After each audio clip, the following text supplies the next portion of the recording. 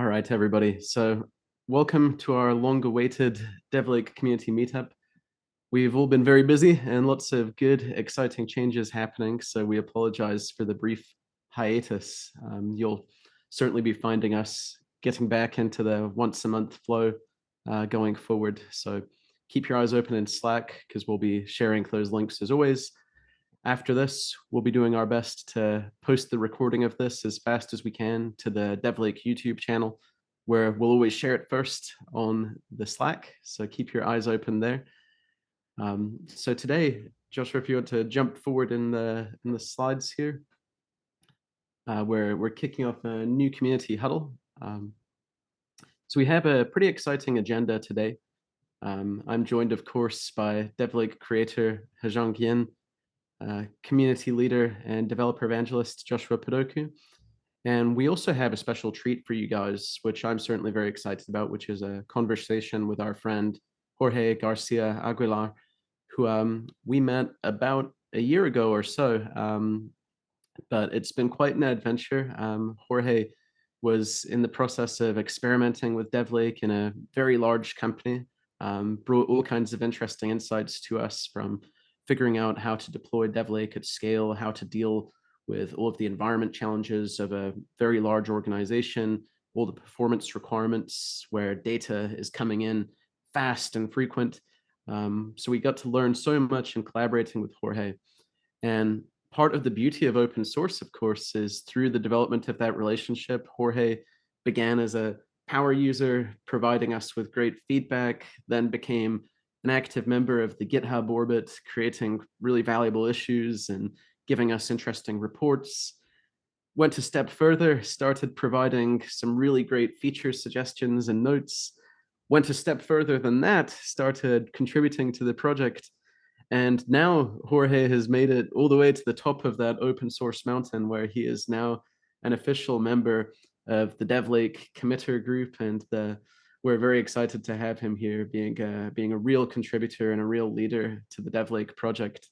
And all of you probably know, DevLake has really had an exciting year of growth, where we started this thing where it was just our team using it, and now fast forward to today, and we're at this exciting inflection point where hundreds and hundreds of companies around the world are now using this, from companies 25 people up to well over 500,000 people, which is just unbelievable to see. So Jorge, we're really glad to have you here, and what a journey it's been. Yeah, it's been. I didn't realize until you said it. It's been also a year. It's been actually a year. Sorry. Man, fast timing. So yeah, thank you for having me here. I'm really excited to share all I can here in the community, as the same way we share on the open source. I kind of have the same feeling here, and I'm always hoping to share knowledge, to try to enrich myself from other people also too, and to collaborate with the different people on this huge community. Absolutely. No, we're thrilled to have you here, and it's also a good opportunity for us to say thank you also to all of the other members of the community, whether you're in Slack or GitHub. It really is the heartbeat of the project that we have people like Jorge who are opening issues, answering questions, making PRs, working to help users, to help resolve questions, bugs, keep pushing the platform forward. Like it really is a magical thing, and we're so grateful to every single one of you who contribute in any of the ways that you do. Awesome. So Joshua, if you move forward in the next slides here, we'll. Yep. Yeah, so pretty simple agenda here today, guys. So we're going to cover some community highlights that Joshua will present, get you up to speed on what's the latest and greatest within the DevLake orbit. After that, Hezheng is going to cover all kinds of updates and information regarding the latest release, things you should know about, exciting updates. We'll get a bit of a sneak preview about what's coming next in the next release, any new updates, improvements, features. You'll hear about it here first. And then after that, we're going to jump into our Q&A with Jorge, where we'll have a great relaxed conversation talking about all things dev data and DevLake, and certainly be feeling very comfortable to share questions either in the chat here. We'll also be keeping our eyes open in Slack, so feel free to DM any one of us with questions as well, and we're happy to cover them. So let's dive in. I'll pass the mic here to Joshua, and as a note, Joshua will be increasingly having a big presence on these huddles as I maintain all of my other responsibilities. I'll still very much be here frequently, so you still got to look at my face pretty often, I think. But I'll be happy to see Joshua stepping up and doing even more of this. So, Joshua, let's dive into community highlights. Yeah, thanks, Maxim. And welcome everybody to the community huddle. It's been most awaiting community huddle. There are lots of cool updates from the community side, and I have become a committer for Apache DevLake as well. And we have lots of people coming in contributing to DevLake. So as Maxim said, we'll be diving into some latest updates from the community and with the project, which will be led by Hezheng, and we'll be diving into discussion with Jorge in the final part of the huddle. So let's go into the community huddle, and you can see the numbers right here. You can see 855 people in our Slack community, and always helping each other. And you can see the question channel, which is the best part, where everybody gets help anytime from across all time zones. And we have almost like 486,000 Docker Hub pulls and 117 contributors till date, and 350 plus companies which are known to us using the power of DevLake, which is quite amazing to see. And from the committers and contributors side, we have some new contributors. I would like to take the contributors first. Omer Farouk, big shout out to you. Richard Fletcher, a big shout out to you as well. And Rob Heckel and Annie Gupta. Really amazing to see everybody who is contributing to DevLake documentation, reporting bugs and issues, and solving the bugs as well. And finally, we have a new committer, Serhiy Kusherenko, and he will be the new committer for DevLake. And we also have some great news. We'll be planning to nominate Jorge himself to be PPMC member soon. So these are the community updates, and there are lots of things to discuss, but I'll hand it over to Hezheng. Thank you, Joshua. All right, so long time no see. So it's been quite a while since our last update. So I have a ton of release updates packed into this meeting for today. First of all, let's get started with our latest stable release, 0.18.0. And this is a major release, compared to previous release and 0.19 and 20. We see a ton of updates in this release, and we also got some positive feedback from our members. So first of all, this one has a major UI upgrade and workflow simplification. So previously, when we create a new blueprint, it's a pretty lengthy process. You have to select data sources, select data scopes, and configure the transformation rules for each data scope. And it can take a while for you to go through creating a new blueprint. Now we have break down that process into multiple smaller, more manageable steps. So that's the first major update.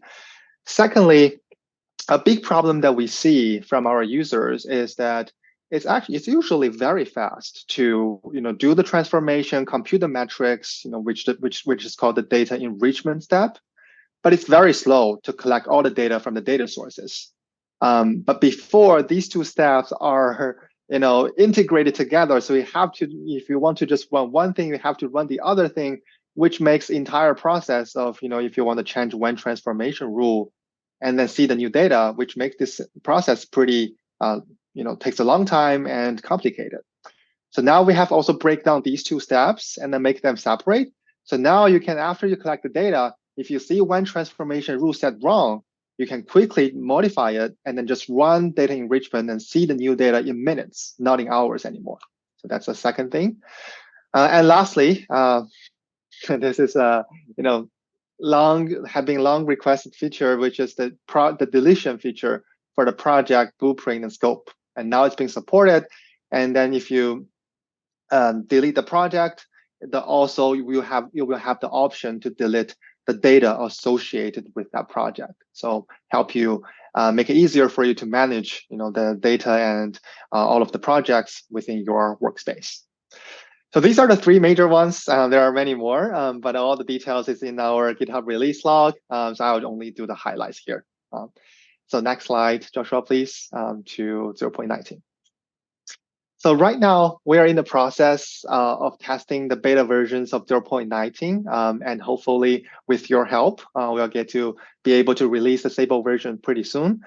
So as I mentioned earlier, 0.19 and 20 compared to 18, they are relatively, moderate to minor releases. We're in the process of stabilizing all the changes we introduced in 0.18. Some of the highlights in 0.19 include we added data source dashboard for PagerDuty, which is supported back in, I think, 17. And then we also redesigned the projects page to make it easier to navigate. Before, there was only project name information and then the settings button. Now we have added some more useful information for our users to identify which project is which, when they are created, what data source they have, to make it easier to manage projects. And thirdly, we also collected more data from Jira, which is the issue relationships. Joshua, can we go back one slide? Thanks. And then these relationships include, whether one issue is related to another one, or when one issue is blocking another one. And these data is stored in our Jira, the issue relationship table. Yeah. So if you're interested in doing some more in-depth Jira data analysis, that can be done now. And lastly, we also added docs on how to organize projects in DevLake, because this is a common question that we see from our questions channel is, we have, this kind of teams and microservice setting. How should we map that team setting in real world to projects and data scopes in DevLake? How do we do that? So we have gathered some questions, worked with some users to see how that's best implemented, and summarize that experience into a doc. So it's right now in our docs website, and we are really looking forward to get some feedback on the documentation to see how we can better, further polish it to make it more applicable to more users. Next slide, please. And we are in the process of testing 0.20, and the first beta release of 0.20 should be available pretty soon. So some of the highlights from 0.20 is first, we add a deployments entity. So before, when we calculated DORA metrics, we're using the data from table, deployment commits. But now the problem that setting didn't cover is sometimes you have one deployment deploy multiple, repositories at the same time, but together they are viewed as a single deployment. So that would be counted as multiple, the number of repos you have before. But now we'll have this deployments entity, which is a one-to-many relationship between deployments and deployments commit. So that entire deployment can be counted as one. So that's the first update. Second feature here is we also added keyword search when configuring data scope, just to make our users' life a bit easier. And thirdly, we now allow users to trigger, a full refresh to get rid of data deleted from data sources. Because when we do incremental sync on the data sources, if data is deleted from data source, there's no way it can be collected using incremental sync. Because when we do incremental sync, we're looking at, for example, issues that have been updated since our last, collection. So if some users, have a lot of deleted issues from data source or deleted pull requests, this is the way for them to, do a full data refresh and get rid of those deleted data if they want. Yeah. So that's all for the release updates, and future release preview. And without further ado, please allow me to have the honor to invite our guest today, Jorge Garcia. And Maxim has already done a pretty amazing introduction for Jorge, but let me just do some quick recap before we start the interview. So Jorge, long time, veteran platform engineer in the DevOps and SRE field. Jorge, joined the community about a year ago, and he's now one of the committers for project-deletion. And he started his contribution from the Helm chart repository, and he has made a ton of security improvements for DevLake, which we'll delve into today. And so, Jorge, we are thrilled to have you here today. So to kick things off, can you tell us a little about yourself and your professional journey? Thank you very much. Well, yeah, first of all, congratulations for the release. It looks awesome, and I'm thrilled to test all the new features. As you said, I'm Jorge Garcia. I've been working on the DevOps for a long time right now, but I started as a business intelligence engineer and then a developer. So just for you to know that that's my background. I don't come from an infrastructure point of view, but that's the beauty of SRE and DevOps, right? We kind of converge from the two different points of views on the development, and then we kind of see all that together. And that's actually how I like to approach things. The way to keep the developer side in mind when I try to set up the platform, so it's a better platform for everyone, not only from the infrastructure point of view. So, well, I've worked for consultancy companies. Later on, I worked on client companies where you have your own product. And let's see, my experience is kind of diverse in that sense. Awesome. So I'd like to start the interview with a question.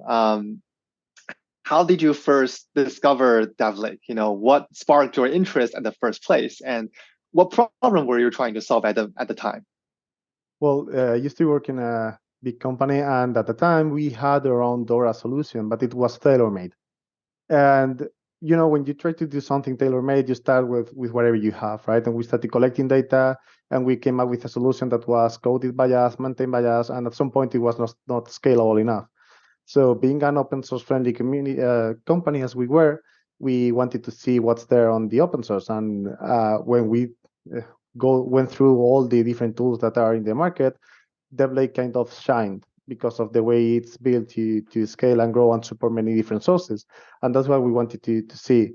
Also, being completely honest, it was also pretty young back then, still DevLake, and we saw that we could also contribute back. And it was kind of that way we have a tool that fits our needs, but also we give back to the community those needs that maybe are not right now supported by the tool. And it was actually the case. Wow, I didn't know that story, that you actually went through the process of building a tailored DORA solution yourself and then decided to come to DevLake. Yeah, well, we had the data. This always starts the same way. You start collecting data, and that's the key part on all these things, I guess. Because data, if you have the data, then you can play with it and you can build something on top of that. But if you build the data in the wrong way, you have the data, but you will be experiencing long times on queries. Maybe you will be experiencing that the relationships are not right, and then the data is not fitting together as the way you wish. Or you have a new tool that replaced this CI/CD tool that you had, and then you need to change all that data because now it's different. So looking for a solution that was kind of center all that together and had the same the database structure fitted and prepared to work with different sources that will come up in the future. That was key for us at the moment. Very interesting. So how long did it take for you to build that thing in-house? Was it like a sole effort by yourself, or is it like a team of developers? And what was the challenge in creating and maintaining that in-house? Well, that was part of the platform team. So it was not done by a developer team, which is also another challenge. We are not developers at the end, or not full-time developers at least. And you start writing code and getting different events from different sources, right? So at some point, you need to support when you have a couple of sources, that's fine. You have a couple of sources to support maybe two different JSONs, let's say, but then you start growing, or you have a tool that grows up to, and the JSON changes, and you need to maintain all that. That was kind of the biggest issue we had, and why we wanted to switch to an open source solution, because all those issues that you are having by yourself on your own on one team, maybe two teams, let's say, at the top, then all of a sudden you have a whole community supporting back all those changes and making sure the tool is up to date and it's functioning. So that's the beauty of the community and the open source, let's say. Thank you very much for sharing your experience from building that thing in-house. So you come from a very specific need, right? Like you guys know that you want DORA metrics, and then you have tried it yourself, and then looking at this open source solution. And I know 1 year ago, DevLake was so young. There were so many things that we have right now that we didn't have before. So how did you decide that, you know, we're going to try this open source project out and see how it's going, and then switch from our in-house solution to this very young and nascent open source project? Well, one of the best parts of having your tailor-made solution is that you can wait, because the solution is working. It's just not scalable. So we had the time, and we knew what we wanted because we already had the solution. So it was easy to push back on the community to say, these, and these are my needs. And then let's try to open features for that. Let's try to contribute to that. Let's try to work, put our company work on that open source tool. And then we are not working anymore on our tailor-made solution. We are working for the community. So that was the benefit. I don't know what's the status right now, but we were on the path to implement, to completely switch to DevLake, or to have let's say, a hybrid solution. But again, we had the time, so we didn't really implement everything. We tested, we played with it. I myself work on the community and added some commits here and there and some pull requests, but we didn't reach that point where we had completely switched off the two solutions. Got it. Cool. Very cool. It's very interesting work in progress there. And as a longtime DORA user, I was wondering, from your perspective, what has been the impact of measuring, visualizing, and analyzing DORA metrics within your previous organization? Did you see some positive impact on the maturity of your DevOps team and practices from using DORA? Yes, I would say, well, right now the revolution will be GitOps on the way of working, right?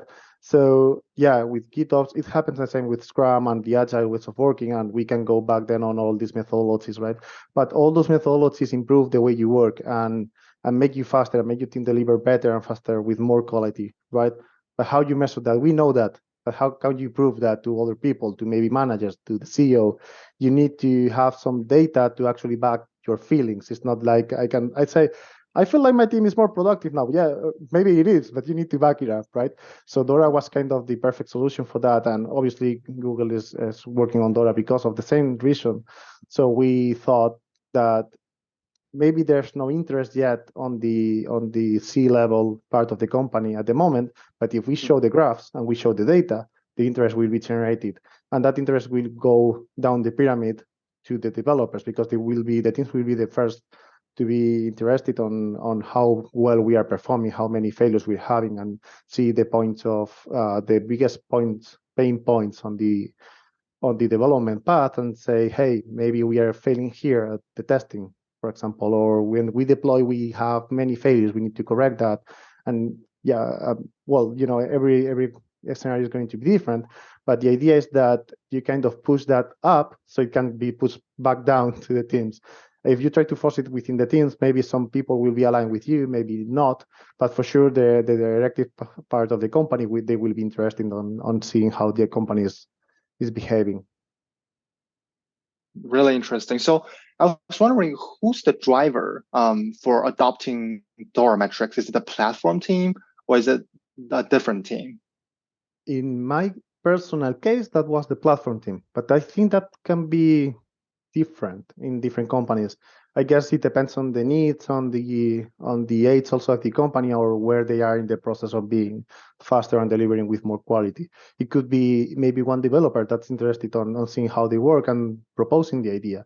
at the end, the really important part here is to kind of notice that we need to see that performing our performance data.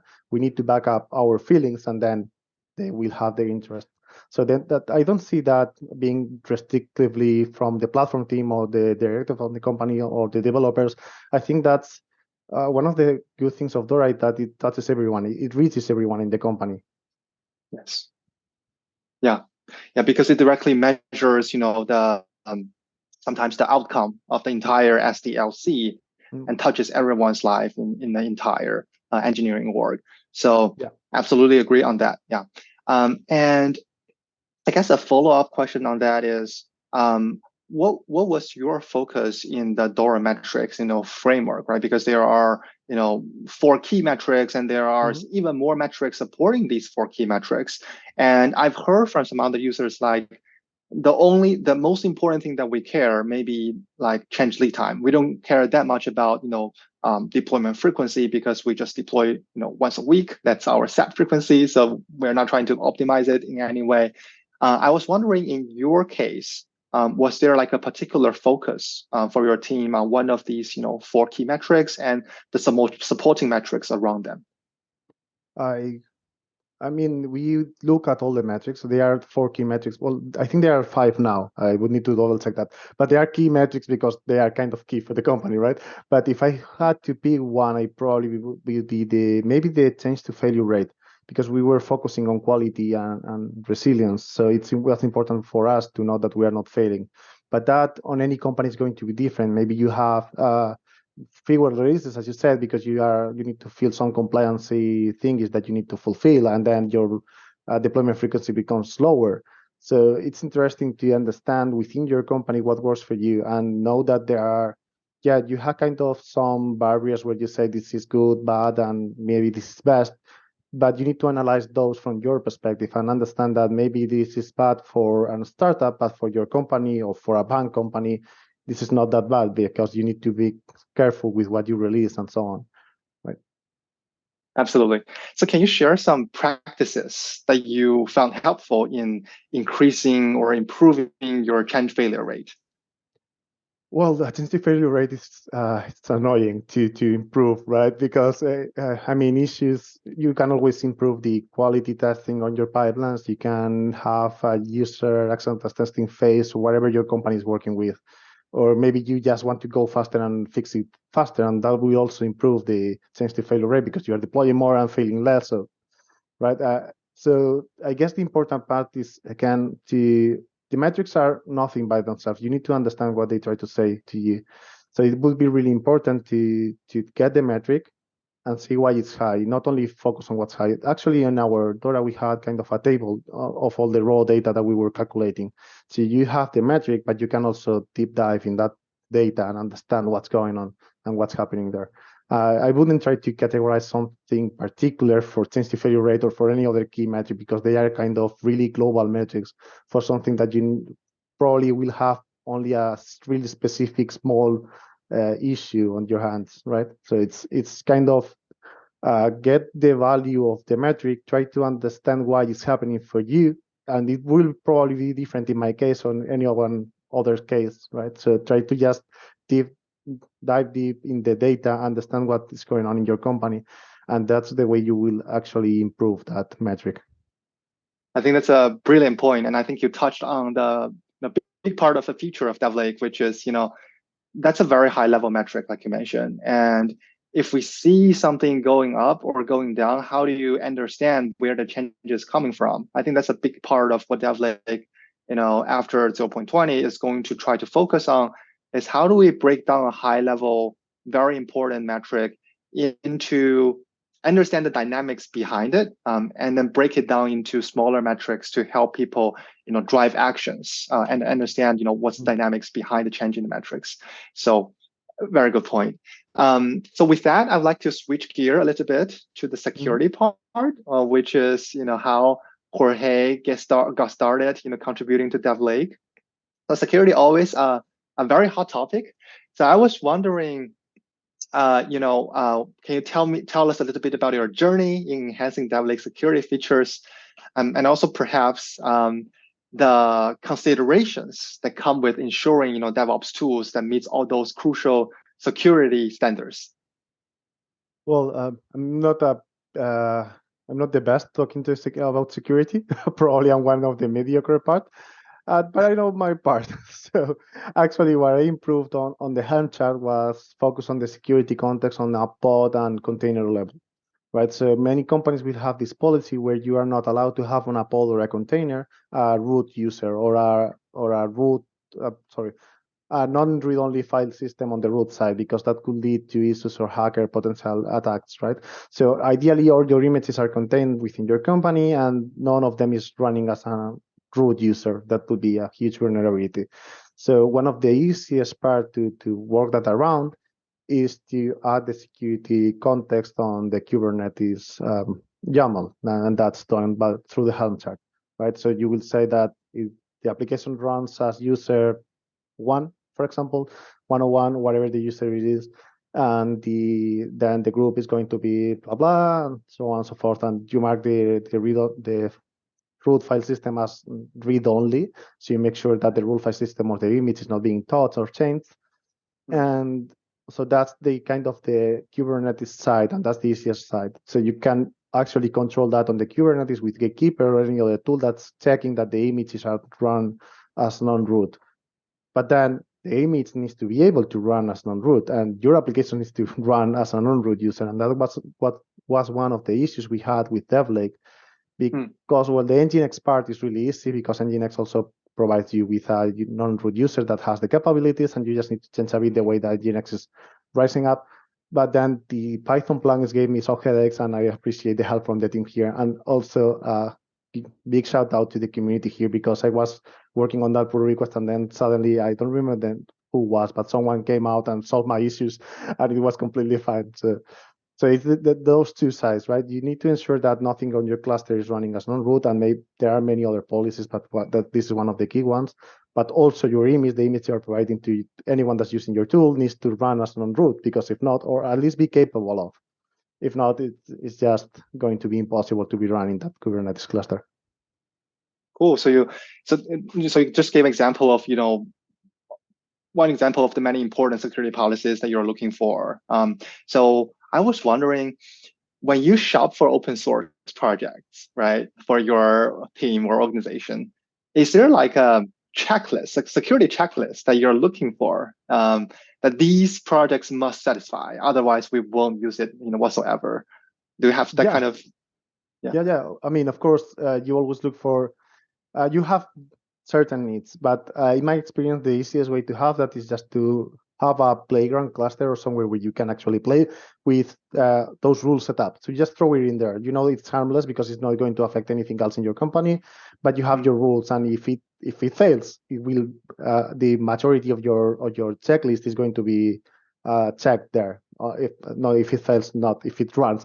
So the majority of your checklist, because you have actually the security policies implemented in that cluster, right? So if it's able to run, you know that you are secure for the most part. Then, but one of the examples would be running as non-root in this case, but also knowing that the image is trusted and knowing that you can review the code and there's no malicious code inside that. So I wouldn't go on the open source side. It's easier because probably you have a community backing it up, but I wouldn't go for a proprietary solution without actually knowing what's going on there, because we don't want black boxes in our Kubernetes cluster. I mean, you obviously are not going to review all the code from all the images because that would be impossible, but at least to take a look on the Docker files to understand what's going on in that image or what's being installed in that image, that would be the first thing to check.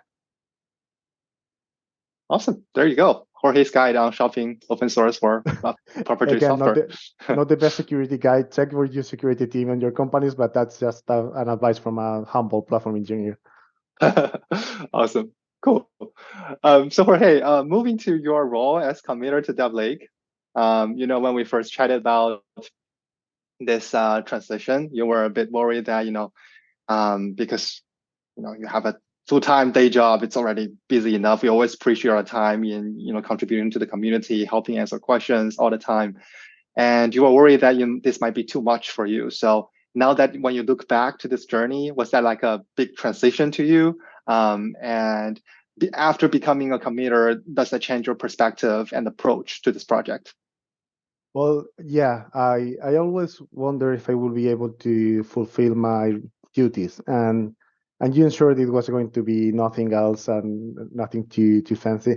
And now it's been some time that I've been a committer, and I can say that it's not that harsh. You can just put your work, and that's also something that I really appreciate. That when I have the time and I can do it, I will put the work, and for the rest of the time, it's just going to be myself trying to be supportive with the community, trying to answer any question that I know how to answer.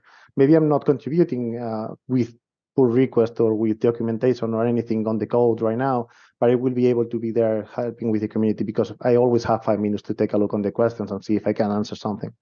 So that's amazing. And actually, this is really funny because DevLake was the first open source code where I contributed ever in my life, because back then I used to think that who I am to contribute to this big project, what I have to offer to these people. And then just working with DevLake and realizing that, hey, maybe this feature you didn't think on that and you don't have the time to do it. I can do it because I know how to do it. Let's just contribute. And I've been contributing to different projects, mainly on the Helm chart, have to say, but I've been contributing ever since because that kind of broke my fear to be there, to expose myself and say, okay, maybe it's something silly, but they may need it, other people may need it too. Let's just try to contribute. Let's try to open an issue and say, hey, I need this. I'm not the only one that needs this. So I encourage everyone to, if you are holding yourself, don't do it. Just open an issue, ask a question on the Slack channel, not only on DevLake, any other community. In my experience, they will be open.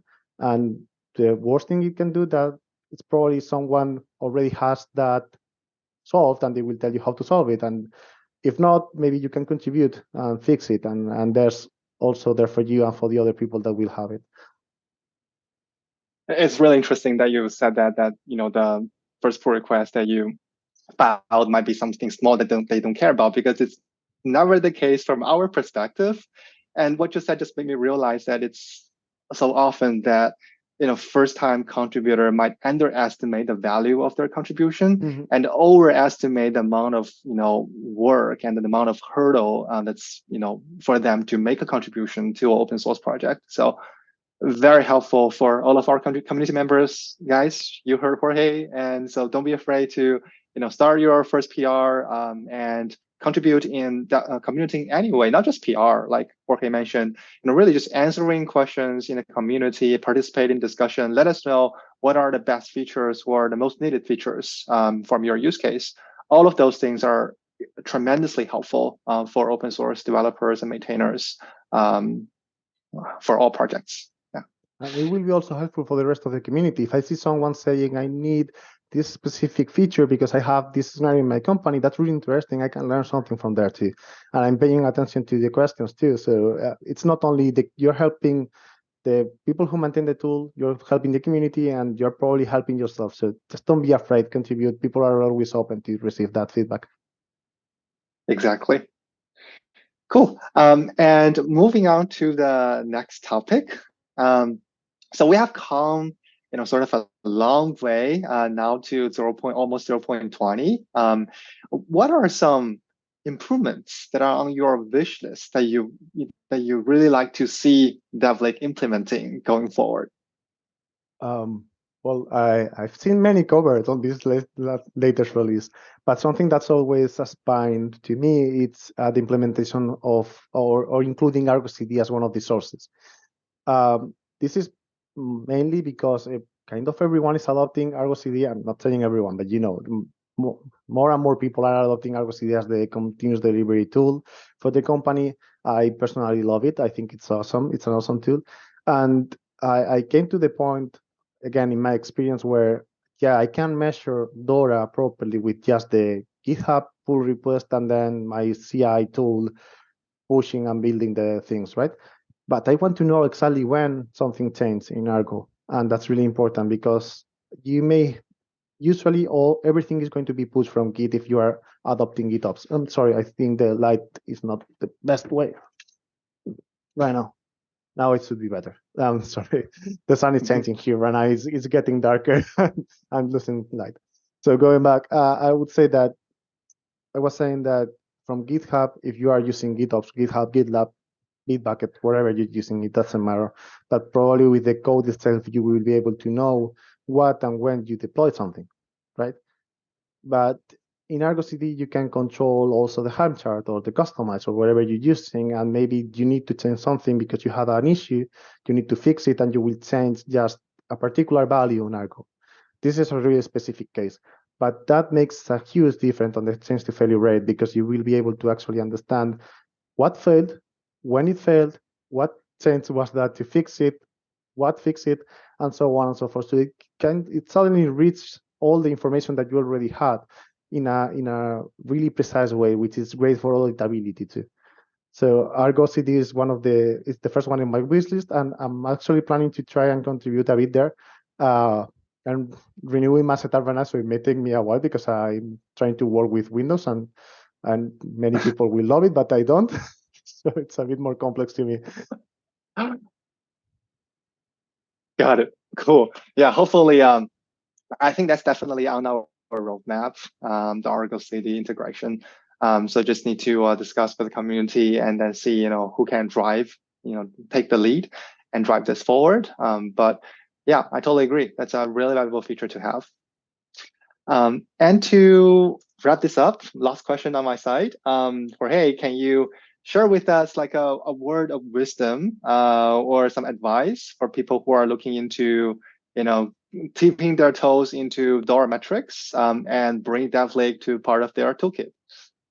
Well, I think I went ahead of myself on the previous questions for this one. So I'm going just to recap on those. First of all, is going to be, if you are feeling you're performing better, back it up with data. So just start collecting data. No matter what you're using, if you have DevLake, the earliest, the better, because you will have the data there. Then you will play with it. Probably some of the data you will discard. Probably you will need to rethink the way you're inserting the data right now. But it's okay. You will have the data. If the data is recorded, you can play with it. If it's not recorded, it's completely lost and you don't have it. So just go ahead and start recording data and push that data to back up your feelings. Try to understand if you are or not correct on feeling that you are performing better or worse or whatever. Just go for the data. We are at the end, we are engineers. Just go for it and try not to work with feelings. That would be one. And the other one would be to don't hold yourself. Just go ahead, join the Slack community. Again, this is an advice that I would give for this and any other open source community. Go there, expose yourself, ask questions, and if you think there's something that you can help with, go ahead and propose it. Probably you will find yourself helping there and actually contributing to the open source project. That's very well summarized. Thank you so much, Jorge. It's a pleasure to have you here and talk to you about all of those interesting topics today. And hopefully in a few months, we can invite you back to our community huddle and talk more on DevOps, SRE, DORA, and DevLake. Yeah, thank you so much. Thank you. It's been amazing for me to join the community and have this chat here. So yeah, nothing else to say. Thank you very much. I will be happy to join any other time that you need me. I'm having a really great time here today. Fantastic. Cool. So last agenda for today is we have some audiences here. So we'll stay on for a few minutes and then see if our audience have any questions for Jorge or for DevLake, releases. Yeah, we can have I guess this is the end of the formal program, but we can have a casual conversation or Q&A here if anyone has any questions. Awesome. This was a really great session. Thanks, Jorge.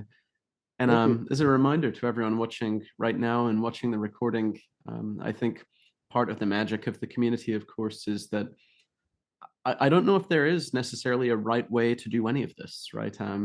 Every situation, every team is going to be a bit different. DORA, we always recommend, is a great starting place to build a great data-driven approach to engineering.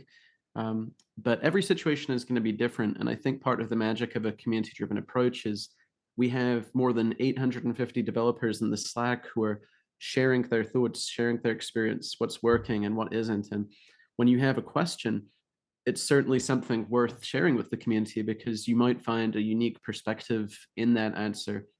And we're always going to do our best to help you figure out like what's going to be the right size for you. One of the reasons we built DevLake the way we did was to make it super customizable, even down to the algorithm level, right? Like how are those SQL queries calculating those metrics? Because we recognize that we need to make something that's flexible, that can adapt to fit everybody. So yeah, what a great session. I'm excited to see the conversations this generates in Slack. Maybe another thing that I could add, I just came up with this. I think it's something that I asked in the past, but those blueprints that we have here in DevLake right now, they are those improvements that you making them smaller. Those are awesome. But the moment you can have all those in code, that would be perfect to have it GitOps, completely GitOps. I know that's a big challenge. I mean, I'm not trying to push that, but yeah, that would be awesome to have also too. No, it's not. I'm really glad that you bring this up. It's definitely it's one of the, it's one of our aspirations as engineers to make them, configurable using, configuration file or, code files, and not just, through the UI.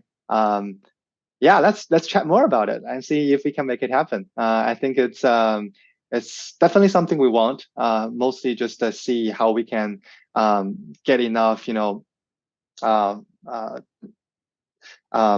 forces, in the community to say, this is really what we want, and then we have enough contributors to make this happen.